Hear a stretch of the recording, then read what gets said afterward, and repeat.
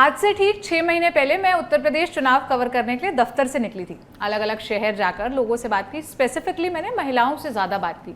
चुनावी मुद्दे, उनकी दिक्कतें, सरकार से उनकी क्या उम्मीदें हैं। ग्रामीण महिलाओं के बीच मैंने एक चीज़ को ना बहुत कॉमन पाया, मतलब हर बेल्ट की महिलाओं में मैंने ये चीज़ ज़रूर नोटिस की। लेकिन उस वक्त मेरे पास हाथ में कोई रिपोर्ट नहीं थी, कोई डेटा नहीं था, फैक्ट्स नहीं थे जिसके आधार पर मैं उस पर बात करती। और गई भी चुनावी कवरेज के लिए थी, इसलिए सोचा कि कभी और इस पर विस्तार से बात करूंगी। लेकिन आज ये मुद्दा फिर से मौजू हो गया है। हर तरफ इसे लेकर चर्चा हो रही है। रोज नेताओं के नए नए बयान आते हैं। आज मोहन भागवत का आया, प्रीति मेरे साथ है, अभी कवर करके आ रही होंगी, फिर ओवैसी का आया। कुछ ना कुछ इसमें डेवलपमेंट्स हो ही रहे हैं। इसके तार जुड़े हैं 11 जुलाई से, क्योंकि 11 जुलाई को दुनिया वर्ल्ड पॉपुलेशन डे यानी कि विश्व जनसंख्या दिवस के रूप में मनाती है। और भारत में चर्चा जनसंख्या विस्फोट, जनसंख्या को कंट्रोल और फैमिली प्लानिंग के इर्द गिर्द हो रही है। इसी पर आज हम विस्तार से बात कराएंगे ज़नाना रिपब्लिक के 6ठे एपिसोड में।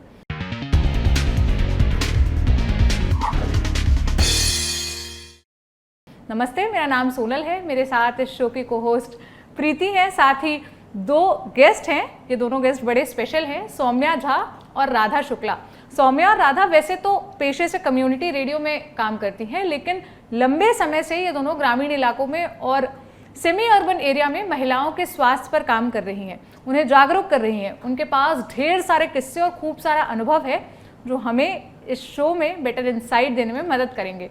तो शो को शुरू करें इससे पहले आप एक रिपोर्ट देखिए। निरोधक का जो भार है, जो फैमिली प्लानिंग अगर मैं या तो बोलूँ, इसका जो भार है वो महिलाओं पर ही ज़्यादा है या पुरुषों पर भी है? मैम ये तो महिलाओं पर ही डिपेंड है, महिलाओं पर ही भार है। हर चीज़ का जो भी भार है ना वो महिलाओं को ही दे दिया। माने में क्या था, मतलब जितने बच्चे होते जा रहे हैं, चाहे 20 हो चाहे 10 करो जावे थे हमारे जमाने में तो हाँ, हमारे भी 10 है पूरे पट्टे 10 बच्चे आपके? हाँ सच्चाई। हाँ मैम, मुझे आप ये थोड़ा बता सकते हैं कि महिलाएं गर्भ निरोधक के लिए कौन से तरीके अपनाती हैं?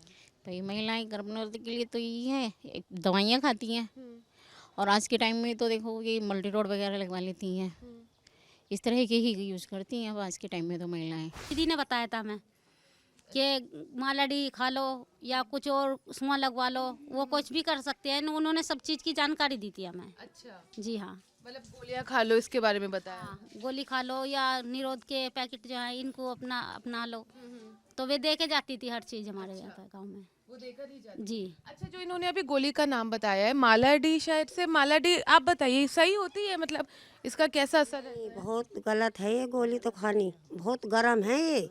हमारे तो दूल्हे ही ऐसे है कि जो अपना आप ही बचाव कर लिया, हम और ज़्यादा बच्चा पैदा नहीं करना चाहते। बस 4 बच्चे हैं हमारे पास। मैं तो कुछ नहीं करा था अच्छा, आपने मतलब कोई तरीका नहीं इस्तेमाल किया? ना, कुछ नहीं करा। मैं तो हमारे तो आपको ही बंद हो गए थे बेटे। अच्छा, हाँ, ये वही बात है, लेडीज को ही संभालना पड़ता है सब कुछ। मतलब प्रेग्नेंट भी हो जाएगी तो दर्द वगैरह सब लेडीज को सहना पड़ता है।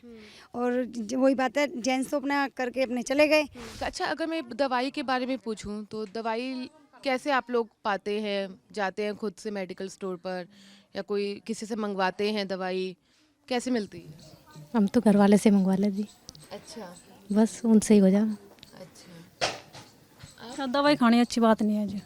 अच्छी नहीं? नहीं जी, कभी कभार आपका थोड़ी चाहे, वैसे तो कोई खाता नहीं ना। जैसे इन्होंने बताया ज़्यादातर औरतें ही ऑपरेशन करवाते आज हैं। के टाइम में महिलाएं सब तो ऊपर है दीदी। ऑपरेशन करवाने में ऑपरेशन करवाने में भी, सब काम करने में ही। तो पति क्यों नहीं करवा रहे हैं? वो अपनी जिम्मेदारी को कम समझें। औरतें ज़्यादा समझ रही है आज के टाइम में।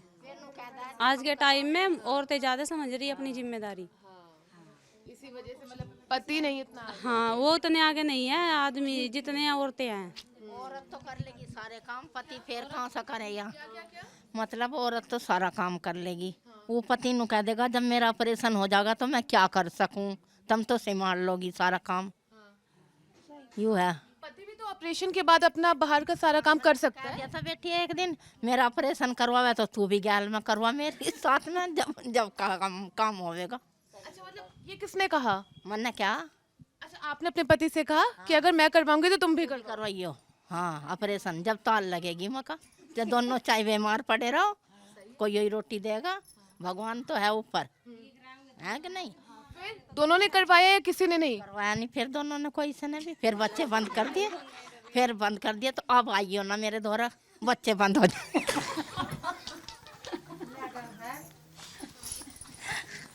फिर आया ही नहीं, मका कसम खाती आया नहीं, फिर बच्चे बंद। आपने ये रिपोर्ट देखी।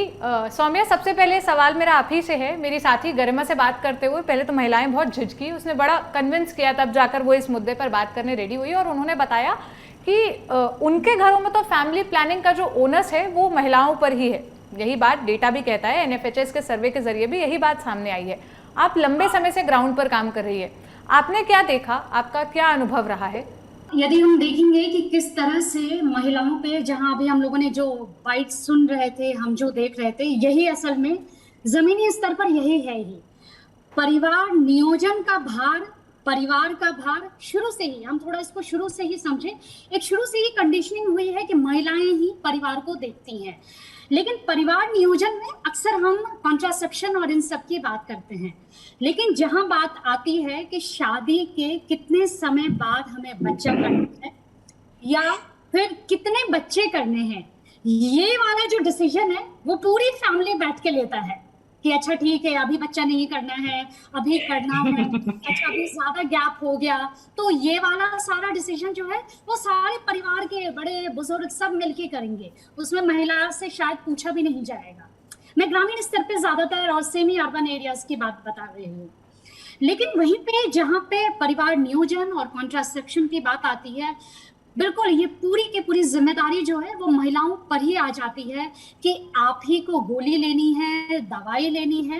लेकिन कुछ अब धीरे धीरे स्थिति में सुधार भी हुआ है, मतलब अब पुरुष भी भले ही वो महिला से ही कॉन्ट्रासेप्शन कॉन्डोम मंगवाते हैं कि यदि आंगनबाड़ी में जा रही है तो जाओ मेरे लिए लेके आ जाओ, लेकिन फिर भी ज्यादातर जो हम नेशनल हेल्थ मिशन का भी देखेंगे कि कौन ज्यादा यूज कर रहा है, तो महिलाएं ही ज्यादा अभी भी यूज कर रही हैं, क्योंकि परिवार की जिम्मेदारी मतलब सब कुछ आपको देखना है ना, परिवार कैसे चलाना है, परिवार को देखना कैसे है, और ये महिला खुद भी ये जिम्मेदारी ज्यादातर लेती हैं। मतलब इसमें वो ज्यादा एक बार बोलेंगी या 2 बार शायद बोलेंगी, लेकिन ज्यादा से ज्यादा डिस्कशन महिला खुद ही ये निर्णय ले लेती है कि अच्छा अब 2 हो गए या 1 हो गए, अब मैं ही करवा लेती हूँ, क्योंकि उसके बाद जो कॉन्सिक्वेंसेज आते हैं वो महिला ही झेलती है, चाहे वो शारीरिक तौर पे ज्यादातर, क्योंकि यदि अब बच्चा नहीं चाहिए तो फिर अब बार बार बता रही हैं, समझा रही हैं पुरुष को कि आप यदि कॉन्ट्रासेप्शन यूज करते हो तो वो उसके लिए ज्यादा फायदा रहेगा। लेकिन जब नहीं समझ में आता है तो महिला एक स्टेप आगे लेके वो खुद ही ये निर्णय लेती है कि अच्छा जब मुझे ये भी मुझे ही करना है तो सारा निर्णय मैं खुद ही ले लेती हूँ। तो ये मतलब दोनों ही साइड है कि सौम्या, आप ग्रामीण महिलाओं की बात बता रही हैं, मैं प्रीति के पास जाऊंगी। प्रीति, आपकी पढ़ाई दिल्ली में हुई, आप यहाँ ज्यादा रही, शहरों में क्या स्टेटस रहा, दिल्ली जैसी जगह पर क्या? मुझे जो सौम्या ने कहा बिल्कुल वही स्टेटस है। एक चीज़ जो मुझे लगता है, जो अर्बन रूरल डिवाइड जो इंडिया में कहते हैं ना, जो ग्रामीण और शहरी डिवाइड है, वो जो ब्रिज करती है, उसको छोटा करती है, वो होता है कि जैसे सौम्या ने बोला, जैसे महिलाएं रूरल बेल्ट में कॉन्ट्रासेप्शन को सिर्फ अपनी ही रिस्पॉन्सिबिलिटी समझती हैं, अर्बन बेल्ट में भी वैसा ही है। और ये मतलब जो स्ट्रैटा है ना, बिगेस्ट लेवलर है, क्योंकि लोअर स्ट्रैटा से हायर स्ट्रैटा तक कॉन्ट्रासेप्शन जो होता है यूजुअली ओनस उसका अगर हम देखें सिर्फ महिलाओं पर ही होता है। पर इसका ना एक मुझे लगता है, सौम्या भी इसके बारे में बोल पाएंगी, सोनल, अगर हम मैं इस डिबेट के पहले, क्योंकि मैं मतलब हम पत्रकार हैं, हमको थोड़ी और ज्ञात होना चाहिए कि ऐसा क्यों हो रहा है हमारी कंट्री में, कि हमारे देश में ऐसा क्यों हो रहा है। अगर मैं और सौम्या इससे ज़्यादा बेहतर बोल पाएंगी, क्योंकि ये इसी फील्ड में है, कि अगर मैंने देखा है राइट फ्रॉम 50-60s, जब से हमारे ये फैमिली प्लानिंग के कैंपेन चले, मतलब 60s में तो शुरू हुए थे काफ़ी जमकर,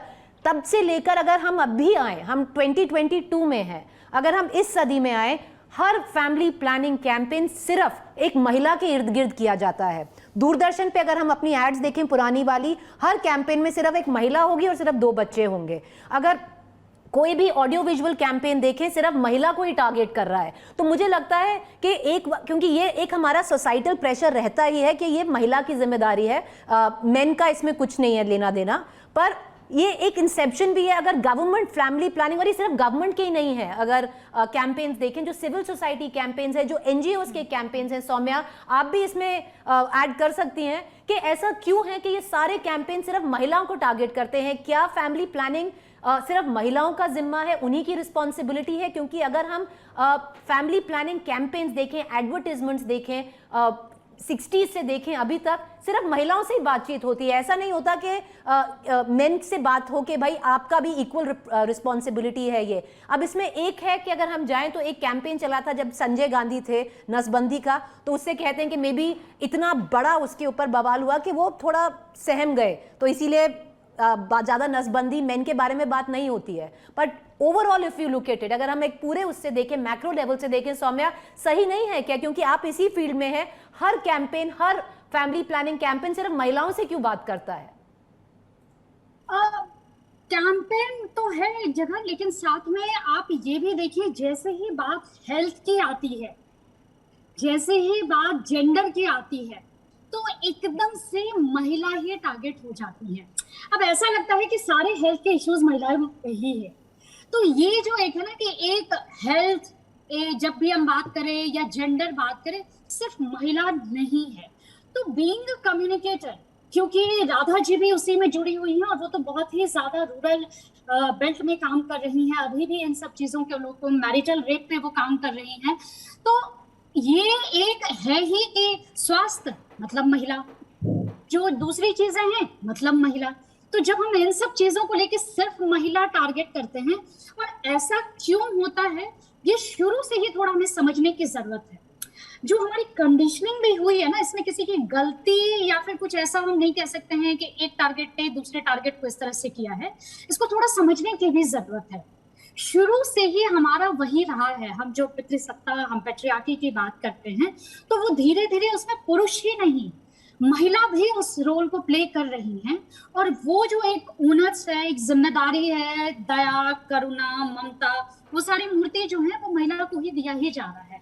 ये उसी का एक तरह से कहीं ना कहीं भाग है। जो भी अभियान भी चलाए जा रहे हैं, तो परिवार नियोजन हो, चाहे फिर दूसरी तरह के अभियान भी हो, उसमें महिला को ही ज्यादा से ज्यादा रखा जा रहा है। लेकिन फिर भी अब यदि आप ग्रामीण स्तर पे भी देखेंगे, चीजें अभी भी बहुत बदल रही हैं और अच्छी चीजें भी सुनने को मिल रही हैं, जो कि हम जरूर उस विषय पर भी बात करना चाहेंगे। छोटी बात है सौम्या, राधा जी को भी लेंगे, पर सोनल देखिए छोटी बात है, अगर मान लीजिए गर्भ निरोधक गोली का नाम माला डी से होकर मनोज डी होता, मतलब, और अगर जो वसेक्टमी नसबंदी की हम बात करें, छोटी बात है, इंसेप्शन है, आपने पहले ही ये बोल दिया कि भैया ये माला का ही जिम्मा है, मनोज जो चाहे करे। जो बात प्रीति कर रही है, मतलब मेरा सवाल भी राधा जी आपसे है, इसी से जुड़ा हुआ। जो प्रीति कह रही थी कि 50s में शुरू हुआ ना, एग्जैक्ट डेट शायद 1952 था वो ईयर, जब परिवार नियोजन के से जुड़े कार्यक्रम है उनकी शुरुआत हुई थी। और जो इंदिरा का समय था, इमरजेंसी का वक्त था, उसमें जबरदस्ती पकड़कर पुरुषों की नसबंदी कराई गई थी। क्या पुरुषों में जो रेजिस्टेंस है उसकी वजह ये है, आज भी नसबंदी कराने से पुरुष बचते क्यों हैं? इसका मैं थोड़ा सा अलग तरह से अगर पर्सपेक्टिव में देखें तो बेसिक तैयारी महिलाओं की जाती है बचपन से कि पति आपका जो है वो देवता है। अब देवता को कौन चोट पहुंचाना चाहेगा, तो बेसिक तैयारी वहां से शुरू होती है। और उस तैयारी के बाद जब वो शादी में आती है तो पति को देवता, अगर पति को कुछ हो गया तो है हम क्या करेंगे, तो हमें कुछ हो जाए तो कोई प्रॉब्लम नहीं है। और इसका सीधा संबंध एक बात से जुड़ता है कि पुरुषों को शादी करने का दूसरा मौका रहा है, पर महिलाओं के साथ वो मौका नहीं रहा है। तो आप इसको भी इस तरह से देखें, इससे अगर जोड़कर देखना चाहें तो, क्योंकि मौका एक औरत को कहीं नहीं दिए गए हैं बच्चा पैदा करने के अलावा, अगर वो नहीं करती है। क्योंकि अभी हमारे यहाँ जैसे क्या हो रहा है इस समय, अगर वर्तमान की बात करें तो यहाँ पे जो शराब का है बहुत ज्यादा हो गया है, लोग अल्कोहल इतना ज्यादा ले रहे हैं, होश में नहीं रहते। अब उनकी गलती कौन देगा कि आपने इस समय कंडोम का इस्तेमाल क्यों नहीं किया, माला डी की गोलियां, वो ओरल पिल खत्म हो गया था तो घर पे लाए नहीं लाए, इसकी जिम्मेदारी किस पे? तो कहीं ना कहीं वो बच्चों के लिए जीती है, और जब बच्चों के लिए जीती है तो फिर वो सारे जितना भी स्ट्रगल है लाइफ का वो खुद उठाना चाहती है कि हम नहीं करेंगे, इनके तो ये हालात हैं, तो आगे इन बच्चों का भविष्य क्या होगा। तो कहीं ना कहीं वो अपनी जिंदगी के साथ हर पल खेलती है, ये बात श्योर है। सौम्या, जो बात राधा जी कह रही थी, इसी से जुड़ा मेरा सवाल आपसे है कि सरकार की तरफ से तो हमें सुनने मिलता है कि बहुत प्रयास हो रहे हैं, फ्री कॉन्डम भी बट रहे हैं, कमी कहाँ रह जा रही है? पुरुषों के बीच किन तरह की भ्रांतियां फैली हुई है? क्योंकि NFHS 5 का डेटा कहता है कि फीमेल स्टरलाइजेशन जो है, नसबंदी का जो रेट है वो 35% है और मेल स्टरलाइजेशन रेट 0.3% है। ये आंकड़े लेटेस्ट आंकड़े NFHS 5 का जो मैं आपको डेटा बता रही हूँ वो कहता है। बिल्कुल, ये रेजिस्टेंस जो है वो अभी भी है और ये सिर्फ क्योंकि सेमी अर्बन में भी काम किया हुआ है, सेमी अर्बन में भी वही हालात हैं जो ग्रामीण इलाकों में है।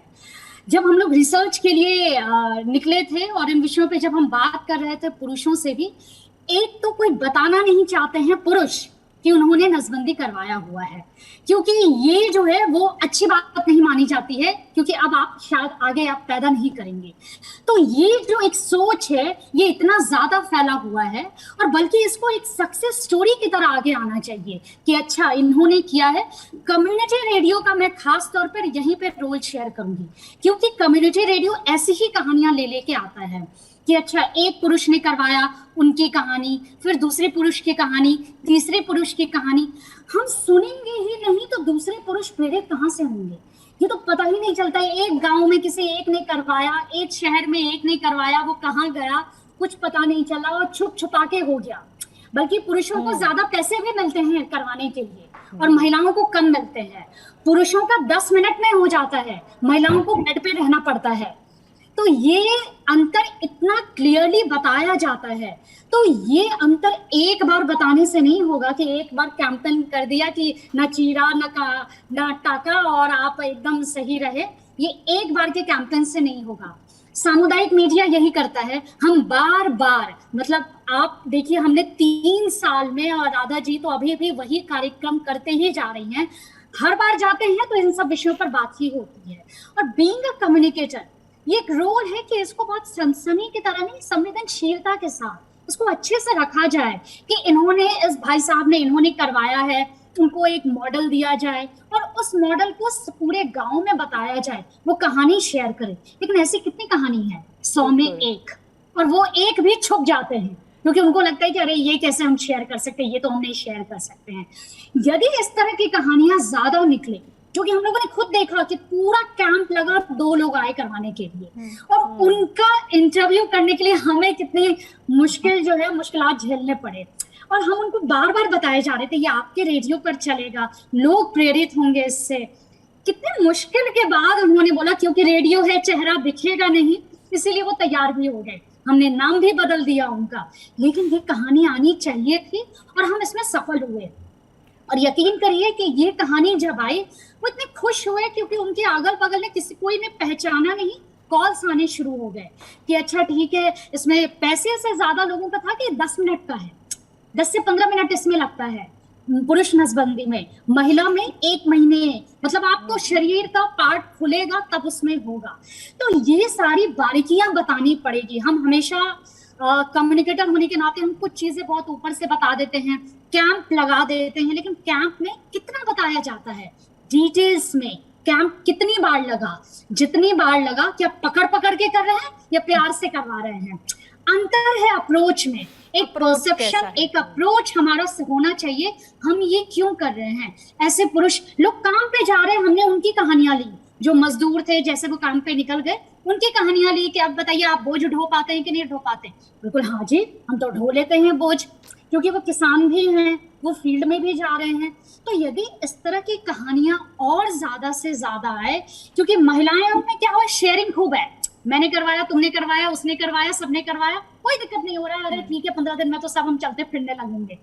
पुरुषों की ये कहानी शेयर ही नहीं होती है। तो यहाँ पे एक कम्युनिकेटर मीडिया का बहुत बड़ा रोल है कि इस तरह की कहानियां, और चाहे जैसा भी, थोड़ा संवेदनशीलता के साथ यदि रखते तो मुझे लग रहा है ये अप्रोच काम बहुत करता है परसेप्शन के साथ। बिल्कुल, इस पर बात होनी जरूरी है। प्रीति, इसी मतलब अभी तो स्टेरिलाइजेशन पर बात हो रही थी, कॉन्ट्रासेप्टिव के भी जो तरीके हैं, जितना मैंने पढ़ा जाना, जो टेम्पररी तरीके होते हैं फैमिली प्लानिंग के, उसमें महिलाओं के पास कॉपर टी का ऑप्शन है, उनके पास फीमेल कॉन्डम अवेलेबल है एज एन ऑप्शन, पिल्स का ऑप्शन है। पुरुषों का मैंने सुना है कि उनके पास अब तक, मतलब मैंने जितना सुना है कि कॉन्डम ही एक ऑप्शन है।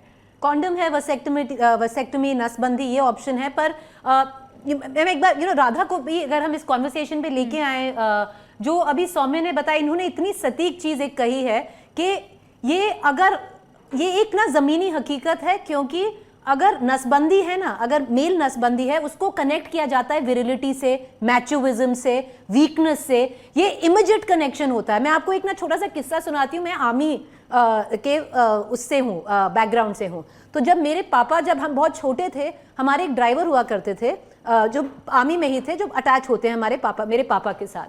अब उनकी वाइफ मेरी मदर से आकर माला डी की गोलियां लेके जाती थी, और फिर मेरी मदर ने बोला कि भाई तुम बोल दो वसेक्टमी करा दे। उनके 4 बच्चे हो चुके थे तभी तक, कि उनको बोल दो कि नसबंदी करा ले। अब मेरे पिताजी ने अपने ड्राइवर से बात की, और मेरे ड्राइवर को इतना गंदा लगा कि मेरे पिताजी ने उनसे ये बोला कि कैसे कि नसबंदी करा। उन्होंने, एक तो साफ साफ होता है वीकनेस हो जाएगी, कमजोरी आ जाएगी एकदम से अगर मैं करा लूंगा। और हमारे में ये होता है, अगर आपके पास बच्चा पैदा करने की ताकत है, वो विरिलिटी कि will I be able to have sex again, मतलब ये चीजें बोली नहीं जाती हैं, पर उनको लगता है कि उन्होंने सेक्सुअली कमजोर हो जाएंगे। ये सारी चीजें बहुत इंसेप्शन है। हमको अगर ये हम डिस्कनेक्ट कर दें स्पेशली, और ये रूरल नहीं है, ये अर्बन में भी है। लोगों को इफ ऐसा होता है कि उनका मैनहुड पे थ्रेट आ जाता है कि अगर if I am not being able to have children, it is a attack on my manliness, my manhood. Radha ji, ऐसा नहीं होता है क्या रूरल बेल्ट में भी? ये जो अभी सौम्या जी हमारे साथ जो बात रही थी, वो निश्चित रूप से है कि जब पुरुषों की कहानी कौन बोलेगा, क्योंकि यहाँ पे अगर एक पुरुष ने कराया भी है तो उसको सीधा सीधा, जैसे कि हमारे यहाँ पे CSC PSCs में कैंप लग रहे हैं, तो पहली बात तो कि गवर्नमेंट की सेक्टर से उनका कोई भी काउंसलर नहीं होता है कि उनकी काउंसलिंग बेहतर तरीके से की जाए। अगर कोई एक आया भी मेल है तो उसको ऐसे छुपा के रखते हैं, जैसे कि कोई थीप आ गया है और उसको अंदर ले जाना, चुप रखना, एक ऊपर से कवर कर देना, उसे अंगोछे से कवर कर दिया कि उसका कोई चेहरा ना देखे। तो ये चीजें जो है ना, छोटी छोटी बातें बहुत मायने रखती हैं लोगों के लिए। अब उसमें ये ऐसे देख के जा रहे हैं, उसके बाद अब उसका अगर हो भी गया, उसने मोटिवेट किसी तरह करके या पैसे के लालच में ऑपरेशन करा भी लिया, अपनी नसबंदी करा भी लेता है, तो वज़ेक्टमी कराने के बाद उसका होता क्या है कि वो शेयर नहीं करता है, और ना शेयर करने के साथ साथ सबसे बड़ा, लोग उसका बहुत यहाँ पे रूरल में आमने सामने जानते हैं तो मजाक बनाते हैं। ये एक सबसे मतलब गलत चीज मेरे सामने आई कि उसको बोलते हैं कि तू अब हिजड़ा हो गया है, किन्नर बन गया है, तो तूने ऑपरेशन करा दिया। तो जब ये आपस का जो मजाक होता है, ये भी कहीं ना कहीं बात छुपाने के लिए जो लोग हैं कराते हैं उनको भी मजबूर करता है। तो ये कहने के लिए है कि वो मजाक है, लेकिन किसी को भी टच कर सकता है। तो इस तरह की बातें भी हैं। और जो गवर्नमेंट के सेक्टर से आते हैं तो महिलाओं को आसानी से मोटिवेट कर लेते हैं, उनके लिए आसास लगी हुई है, आंगनवाड़ी में महिला बैठी है वो उनको ले। लेकिन पुरुषों के लिए ऐसा कोई क्षेत्र उन्होंने दे रखा है कि कोई पुरुषों के साथ बैठे, उनके साथ मीटिंग करे, उनकी कहानियां सुने, उनकी प्रॉब्लम्स को जाने और उनके ले जाकर के करें। अगर हम लड़कियां, हम महिलाएं उनके साथ जाते भी हैं, अगर हम महिलाएं हम जाते हैं तो कई बार ऐसी चीजें आती है कि आप क्या जाने पुरुषों की तकलीफें, कोई पुरुष हो तो उसको लाइए। अब गवर्नमेंट सेक्टर में भी ऐसा कोई नहीं रखा गया है कि उसके लिए उनको कोई काउंसलिंग करे, उनको उसके लिए प्रिपेयर करे, उनके उसके मेथड्स के बारे में पूरी जानकारी दे। आज जितने भी कैंपेन गवर्नमेंट की तरफ से चलते हैं या एनजीओज करते हैं, तो उसमें भी महिलाओं की भूमिका है कि आप कंडोम बताइए, आप पिल्स बताइए, IUD के बारे में बताइए, कैसे इन्फेक्शन होते हैं, कब लगना है, कैसे लगना। ये चीजों के लिए अगर बेहतर तरीके से आपको लाना है, ये बीच पुरुषों के बीच में आए, तो इसका सबसे बेहतर तरीका है कि हमें कोई पुरुष मित्र भी बनाने होंगे, विलेज वॉलेंटियर्स बनाने होंगे, और उनको विलेज लेवल पे उनके साथ कम्युनिटी के साथ में मिल करके जो वो काम करेंगे, उनका कम्युनिकेशन बेहतर करेंगे, तब जाके चीजें आएंगी। क्योंकि जब गांव के 10 लोग कराएंगे तो कौन किसका मजाक बनाएगा। जब कोई एक कराता है तो निश्चित रूप है कि 10 लोग मिलकर उसका मजाक बनाते हैं। तो इस तरह की जो यहाँ पे अभी लगातार प्रॉब्लम्स आ रही हैं, तो कहीं ना कहीं गवर्नमेंट सेक्टर को भी ये सोचने की जरूरत है कि वो क्या करे। खाली पेपर में लिखने से या कर देने से आशाएं महिला को ही मोटिवेट करने जाती है, किसी भी पुरुषों से बात नहीं करती। तो इसके लिए अगर उनके साथ में एक आशा बहू है तो कोई ऐसा वॉलंटियर वो रखें वहां पे जो कि कम्युनिटी में उनके साथ बात करे, तो एक बेहतर रिजल्ट की उम्मीद की जा सकती है। प्रीति, जो बात अभी राधा जी कह रही थी कि इसके साथ कितना शेम जुड़ा हुआ है, किस तरह से उन पुरुषों को डिमीन किया जाता है जो पुरुष नसबंदी के ऑप्शन को अपनाते भी हैं, ये ग्रामीण इलाके की बात बता रही थी। मैं फिर से उसी सवाल पर आऊंगी कॉन्ट्रासेप्टिव्स के। मुझे मतलब शायद मेरी जानकारी कम हो, मुझे नहीं पता कि पुरुषों के पास अगर कॉन्ट्रासेप्टिव की बात की जाए तो कॉन्डम के अलावा कोई और ऑप्शन है। महिलाओं के पास तो आप प्रॉपर्टी और ये सारे ऑप्शंस देते हो, तो क्या पुरुषों के लिए चीज़ें बनती भी नहीं है? क्या जो रिसर्चर्स हैं या जो प्रोडक्ट्स बनाने वाली कंपनीज हैं उनमें भी ये देखा जाता है कि वो भी ये ओनस महिलाओं पर ही डालना चाहते हैं? देखिए, इंटरनेशनली अभी इंडिया में ज़्यादा पॉपुलर नहीं हुआ है, पर मैं भी खुद पढ़ रही थी, काफ़ी कुछ सौम्या भी जुड़ जाएंगी इसमें, पर काफ़ी एक मेल के लिए भी ओरल कॉन्ट्रासेप्टिव पिल है, इंटरनेशनली काफ़ी यूज़ हो रही है, पर इंडिया में अभी तक नहीं है उस बारे में। मैंने ये शायद पिछले महीने की खबर थी, मैं जो रेगुलर शो करती हूँ म्याऊं, उसमें मैं महिलाओं से जुड़े मुद्दों पर बात करती हूँ, जेंडर सेंसिटिव। उसमें मैंने एक रिपोर्ट पढ़ी थी कि वो पुरुषों के लिए जो पिल्स आ रही हैं वो मार्केट में इसलिए नहीं आ रही इंडिया में क्योंकि उसके बहुत साइड इफेक्ट्स हैं। सौम्या जी, आप बताइए, साइड इफेक्ट्स तो जो महिलाएं कॉन्ट्रासेप्टिव पिल्स लेती हैं, ओरल पिल्स लेती हैं, उसके भी हैं, लेकिन वो तो आया है ना मार्केट में, वो तो कितनी ही महिलाएं खाती हैं। आप लोग जो नाम बता रहे थे, माला डी है, सहेली है, बहुत सारे ऑप्शंस है। बिल्कुल, माला डी, सहेली नाम भी वैसे ही रखे गए हैं। तो उसके भी साइड इफेक्ट्स हैं क्या? बिल्कुल, साइड इफेक्ट्स की हम बात करेंगे। कॉन्डोम के सिर्फ साइड इफेक्ट्स नहीं है, यदि वो अच्छी क्वालिटी के हैं तो ऐसा उसमें नहीं है कि कोई इचिंग है या कुछ वैसा है, लेकिन वही बात है कि इस्तेमाल ज्यादा क्या हो रहा है। तो माला डी बहुत इजी लगता है, गोली खा ली आपने, याद भी आपको रखना है, तो जो आपको इजीली अवेलेबल हो जाता है। कॉन्डोम भी कौन लाता है? आप ग्रामीण में भी देखिए या सेमी अर्बन, क्योंकि सेमी अर्बन में भी खूब काम किया हुआ है, तो सेमी अर्बन में भी महिलाएं ही कॉन्डोम खरीद के ला रही हैं, क्योंकि आशा वर्कर के पास वो इजीली अवेलेबल है तो वही ला रही हैं। तो जिम्मेदारी चाहे वैसे हो, साइड इफेक्ट्स उसके हो। जब हम परिवार नियोजन की बात करते हैं, बच्चा भले एक पैदा करता है, जिम्मेदारी तो सबकी होती है ना, तो उसके साइड इफेक्ट्स, डिस्कशन, हमें कब करना है, क्या करना है, जैसे मैंने शुरू में, ये एक सामूहिक जिम्मेदारी होने से पहले एक जो कपल है उसकी जिम्मेदारी होनी चाहिए। जो माँ है, जो पिता बनने जा रही हैं, उनकी जिम्मेदारी होनी चाहिए। और जो पहली बात एक राधा जी शेयर भी कर रही थी कि पुरुषों वाली बात, हमारे जो हम इंडियन कॉन्टेक्स्ट की बात कर रहे हैं, हमारे यहाँ पुरुषों का संगठित समूह नहीं है। आप देखिए, कोई संगठित समूह नहीं है जहां पे आप जाके कैंपेन करें, कैंप लगाएं या बातचीत करें। महिलाओं का स्वयं सहायता समूह है, महिलाएं जो हैं वो कीर्तन भजन में भी जाती हैं, महिलाएं जो हैं वो आंगनबाड़ी में भी जाती हैं। तो आप देखिए, रूरल स्तर पे महिलाओं का बहुत सारा ये ऑर्गेनाइज्ड ही सेक्टर एक तरह से है, जहां पे आपको आसानी से 50, 60, 100, 150 महिलाएं मिल जाती हैं।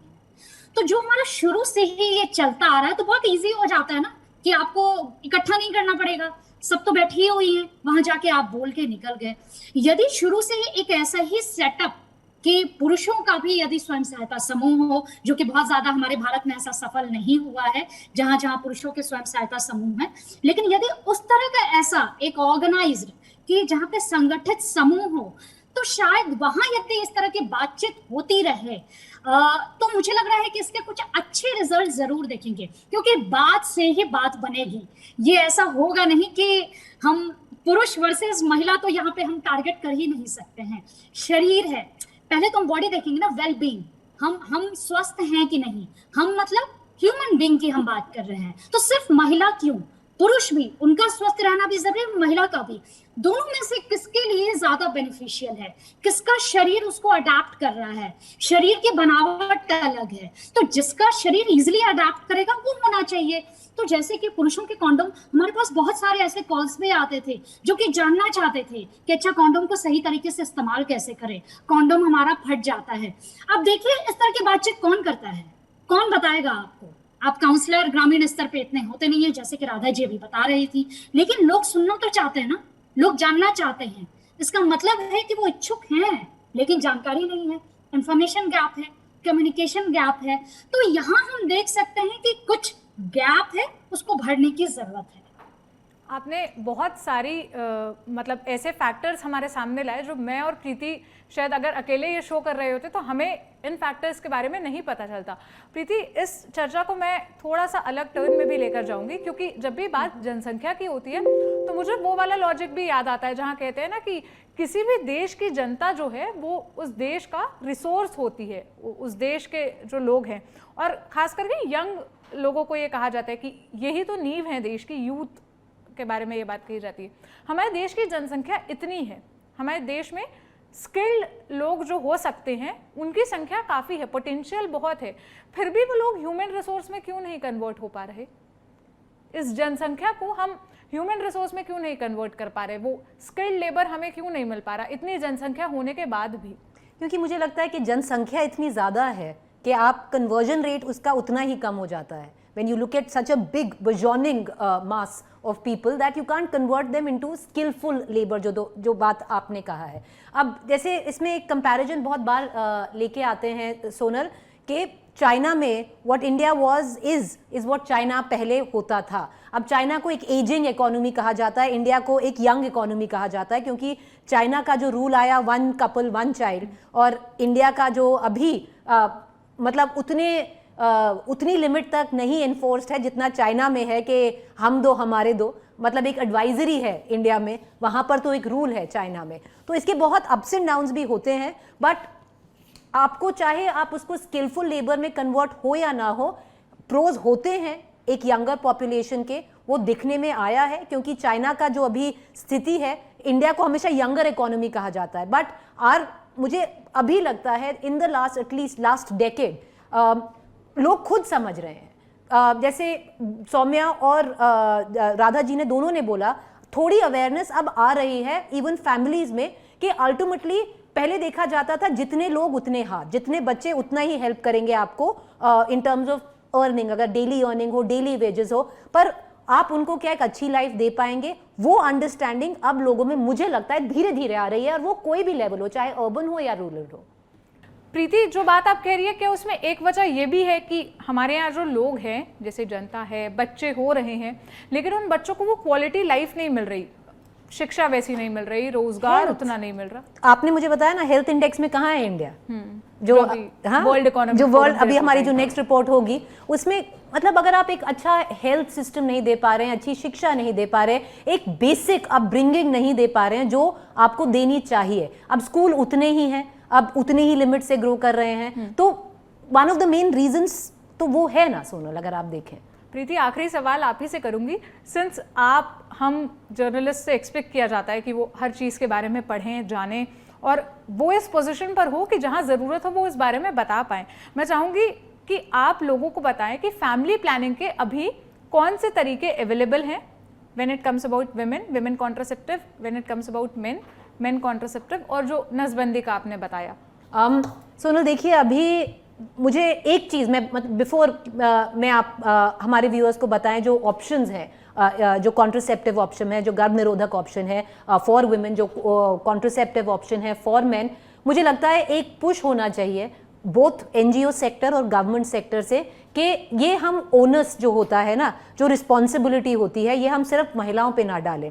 और ये बहुत बार पब्लिक कैंपेन्स में दिखाया जाता है, एडवर्टाइजिंग में दिखाया जाता है कि मतलब इसमें जो मैन है उनको बिल्कुल परे कर दिया जाता है, बोला जाता है कि बस ये आप ही की रिस्पॉन्सिबिलिटी है, देखिए आपको एक जच्चा बच्चा केंद्र होगा, एक आंगनवाड़ी दिखाई दी जाएगी, महिलाएं दिखाई दी जाएंगी जो वहाँ पर आंगनवाड़ी वर्कर से बात कर रही हैं, कभी कोई मेल इंटरैक्शन नहीं दिखेगा जब हम फैमिली प्लानिंग की बात करते हैं। तो मुझे लगता है अगर हम एक थ्रस्ट हो दोनों एनजीओ और गवर्नमेंट सेक्टर से कि हम मेन को ऑल्सो इन्वॉल्व करें इसमें, तो बहुत ज़्यादा इसमें आई वुड बिलीव कि सेल्फ अवेयरनेस खुद ब खुद आ जाएगी। धीरे धीरे आप पॉपुलर कल्चर में देखेंगे, आप खुद ब खुद उसको एक्सेप्ट करेंगे। ऐसा जैसे पॉपुलर कल्चर में देखिए ना, जैसे अभी बहुत सारी मूवीज़ आई हैं जिसमें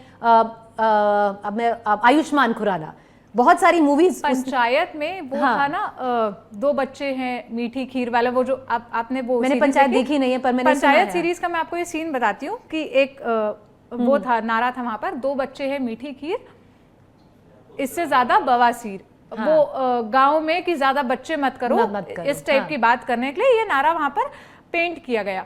तो बहुत रेजिस्टेंस आया लोगों की तरफ से कि आप ऐसा कैसे बोल सकते हो। और यही मुझे लगता है, यही बात सौम्या और राधा जी भी हाईलाइट कर रही थी कि लोग इसके बारे में खुल के बात नहीं करते। उन्हें लगता है कि ये उनकी पर्सनल लाइफ का मैटर है, तो इसके बारे में खुलकर बात न, कोई और हमें इस बारे में जानकारी। और मुझे लगता है पॉपुलर कल्चर बेस्ट है। अगर आपको मतलब बहुत सारी फिल्में मैंने देखी है रिसेंटली, अगर आयुष्मान खुराना चाहे फिल्में पसंद नहीं आई, पर जो टॉपिक उन्होंने पिक किया है मुझे लगता है इतना बेहतर है कि वो उन टॉपिक्स की पॉपुलर कल्चर जो हम कहते हैं उसमें बात की जाए, क्योंकि वो फिल्म सिर्फ मैं और आप बैठ के इंडिया टुडे मीडिया प्लेक्स में बात नहीं करेंगे, उसकी बात गांव में होगी, छोटे शहरों में होगी, और धीरे धीरे धीरे एक्सेप्टेंस ऐसे ही आता है।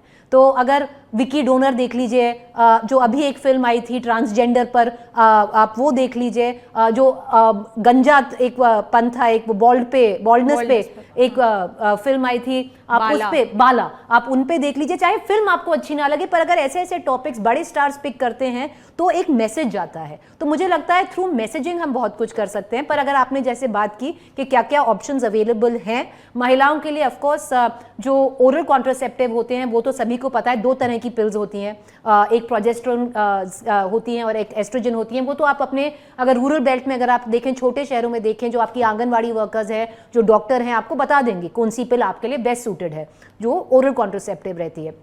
कॉपर टी एक होता है, कॉपर टी अभी थोड़ा अनपॉपुलर हो गया है। एक पैच भी आ गया है अभी, अगर अर्बन में जाएं तो एक पैच आप लगा लें और वो पैच एक हार्मोन आपको धीरे धीरे डिलीवर करता रहता है। और नहीं तो जो मतलब अगर आपकी फैमिली कंप्लीट हो गई है तो आप अपनी, कहते हैं ना अंग्रेजी में, ट्यूब्स ट्राई कर सकती हैं, आप खुद नसबंदी करा सकती हैं। पर एक बहुत ये लंबा प्रोसेस है, जैसे राधा और सौम्या ने हमें बताया कि फॉर अ वुमन बहुत लंबा प्रोसेस है। अगर एज अ कपल आपकी लगता है कि आपकी फैमिली कंप्लीट हो गई है तो ये ऑप्शन एक मेल को पिक करना चाहिए कि वो वसेक्टमी अंग्रेजी में कहते हैं, नसबंदी हिंदी में कहते हैं, कि वो नसबंदी करा ले।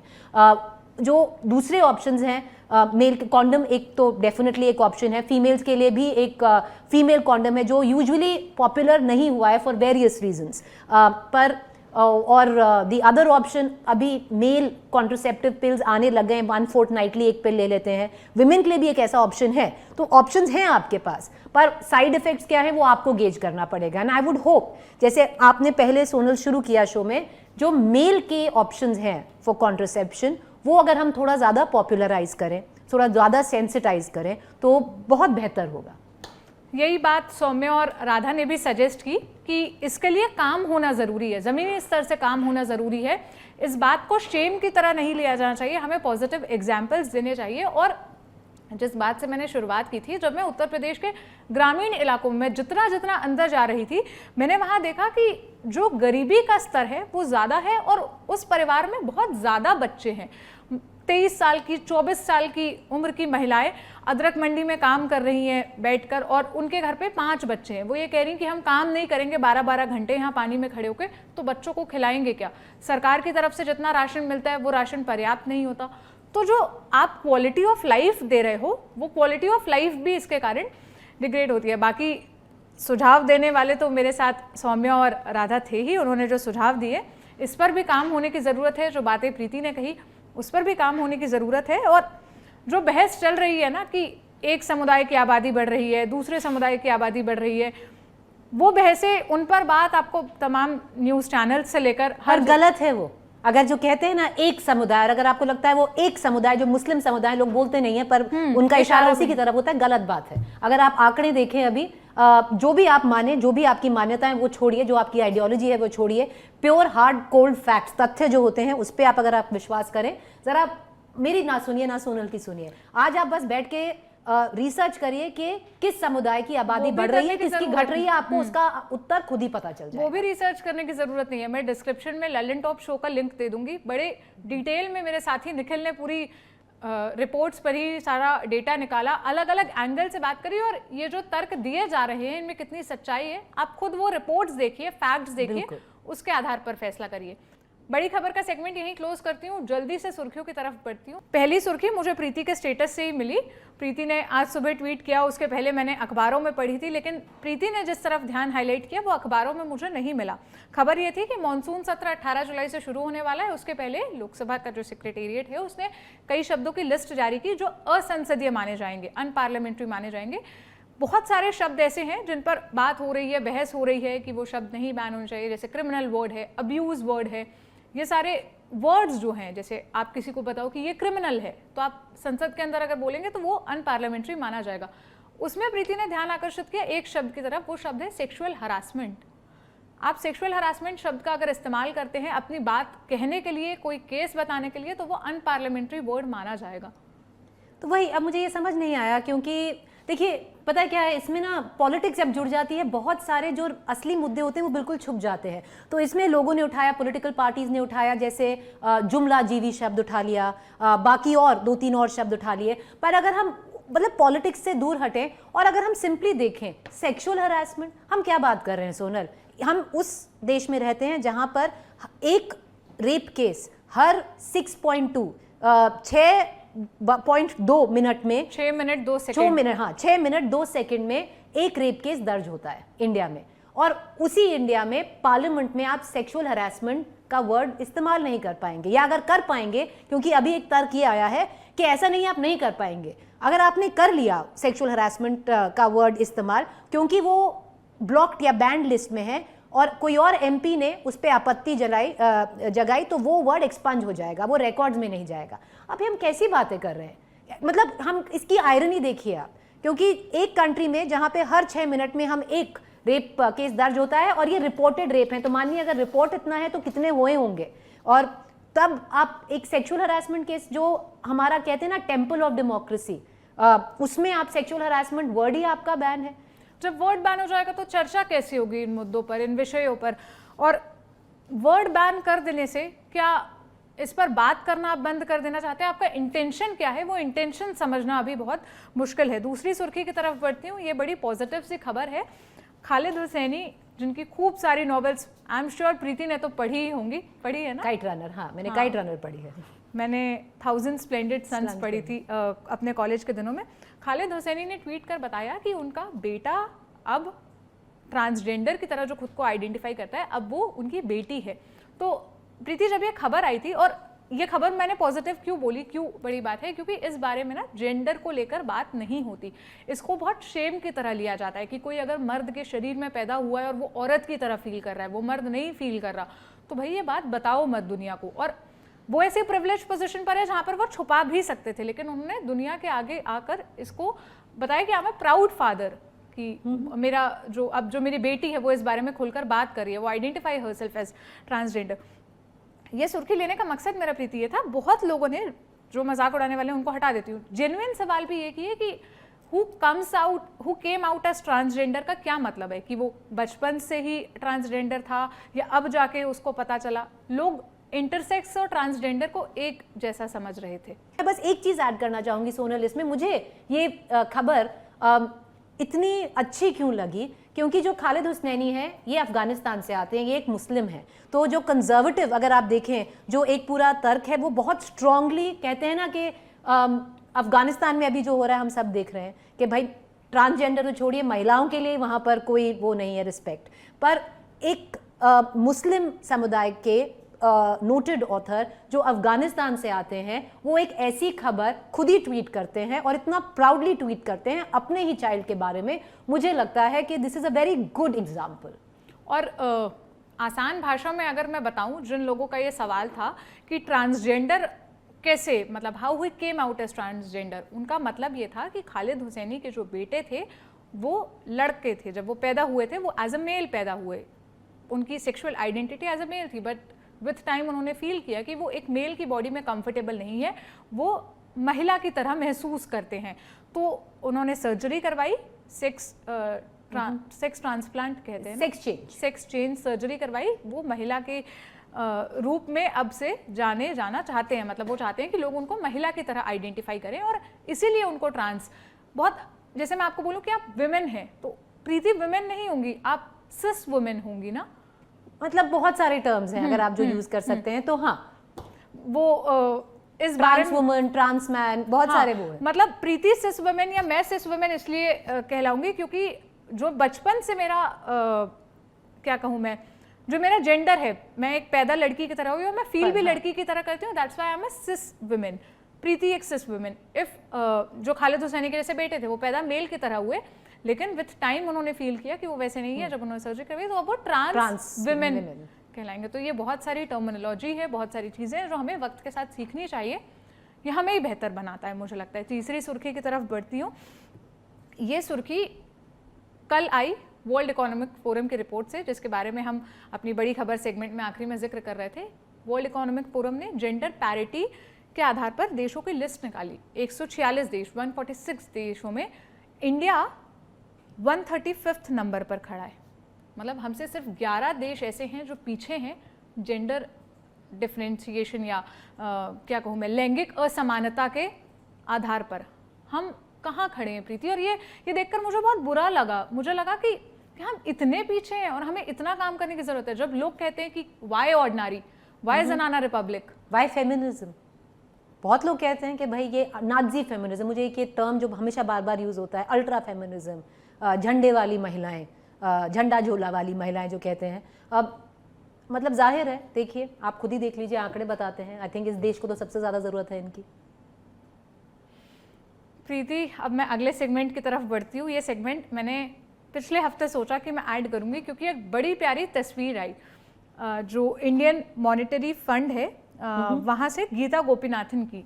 सभी लोगों की फ़ोटो लगी थी जिन लोगों ने वहाँ काम किया है, सभी पुरुषों की फ़ोटो थी, उसमें फिर जाकर गीता की फ़ोटो लगी इस बार। और वो देख के मुझे इतनी खुशी हुई कि finally we are getting the space जो हमें इतने सालों से नहीं मिल रहा था। एक कहते हैं ना, मतलब अंग्रेजी में कहते हैं एक प्रोवर्बियल ग्लास सीलिंग होती है।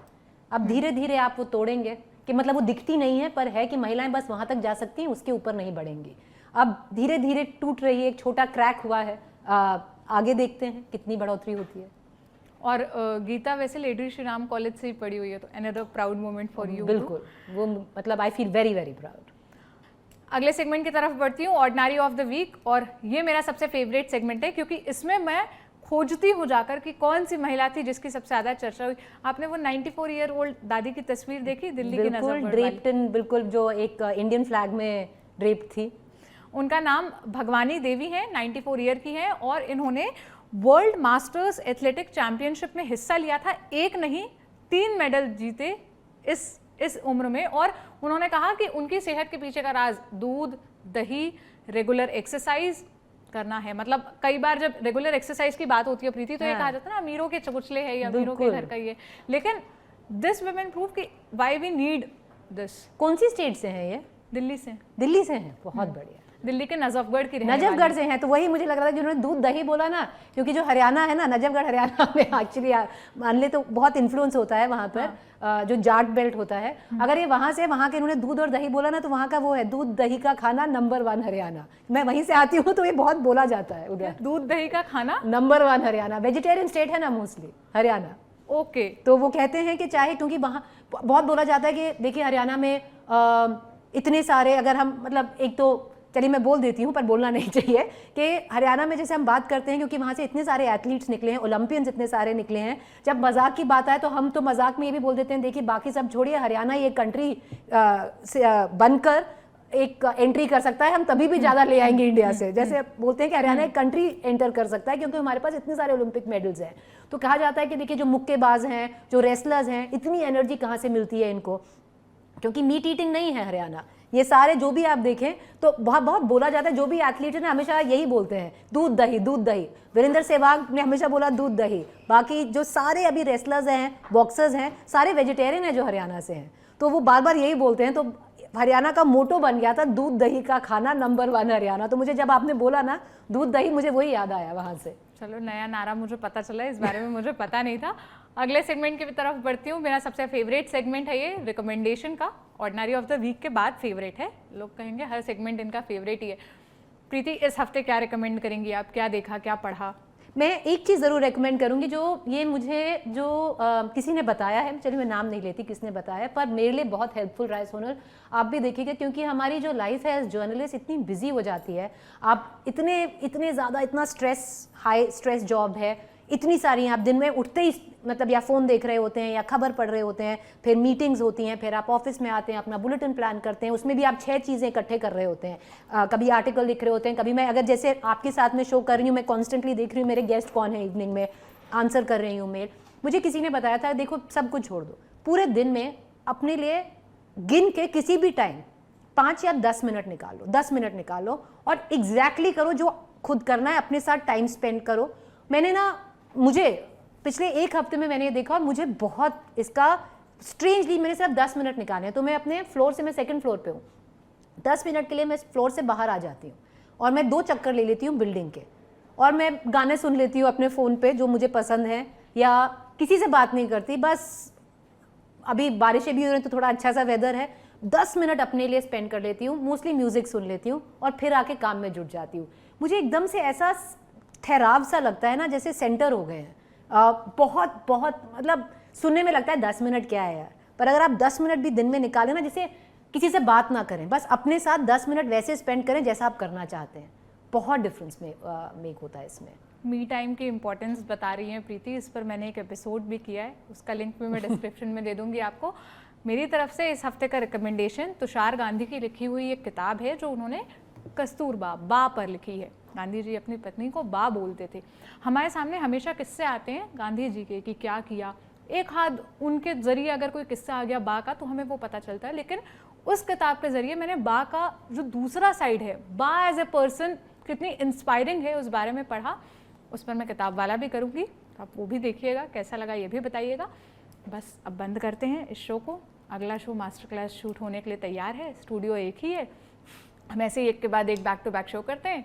मुलाकात होगी अगले हफ्ते एक नए एपिसोड के साथ। कैसा लगा आपको ये एपिसोड ये भी बताइएगा कमेंट बॉक्स में। और साथ ही इस बार मैंने ये डिसाइड किया है कि मैं जनाना का जो जीमेल एड्रेस है वो दे दूंगी, ताकि आप चिट्ठियाँ हमें मेल पर भेजें, कमेंट करने की बजाय या कहीं इंस्टाग्राम पर भेजने की बजाय। तो फिर हम आपकी चिट्ठियों को भी इस शो में इंक्लूड किया करेंगे, कहाँ बेहतर कर सकते हैं, कहाँ कमी रह जाती है, आप ये भी बताएंगे तो हमें अच्छा लगेगा।